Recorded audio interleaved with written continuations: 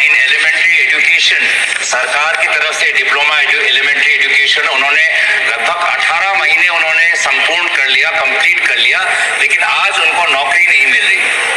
संक्षेप इतिहास बोलता हूं कि 2017 में केंद्र सरकार एक नोटिफिकेशन निकालती है कि हम चाहते हैं कि डिप्लोमा इन एलिमेंट्री एजुकेशन में 2 वर्ष का कोर्स हमारे भारत के जो अध्यापक हैं वो इस डिप्लोमा कोर्स ले।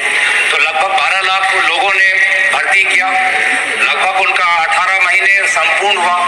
फिर भारत की सरकार दोबारा ऑर्डर निकालती है ये कहते हुए कि अब 2 वर्ष का नहीं, अगर 18 महीने हो गया तो इसको हम 2 वर्ष के बराबर हम लेंगे और ये लोग काम कर पाएंगे। तो इन्होंने भारत सरकार की बात सुनी और वो काम पे लग गए। और फिर सुप्रीम कोर्ट 2023 में रूलिंग निकालती है कि नहीं, 18 महीने का कोर्स और 2 वर्ष का कोर्स एक समान नजर से नहीं देख सकते हैं, और इसीलिए ये जो भी लोग हैं जिन्होंने सिर्फ 18 महीने किया है, इनको अब हम नौकरी नहीं चलाने दे सकते हैं। तो ये लोग अब कहाँ जाएं? इन्होंने सरकार का इश्तिहार देकर डिप्लोमा कोर्स में भर्ती हुए, इन्होंने सरकार का रवैया मानते हुए 18 महीने कंप्लीट किए, और फिर सुप्रीम कोर्ट का रूलिंग आ गया कि नहीं, अब 18 महीने पर्याप्त नहीं है। तो कहाँ जाए?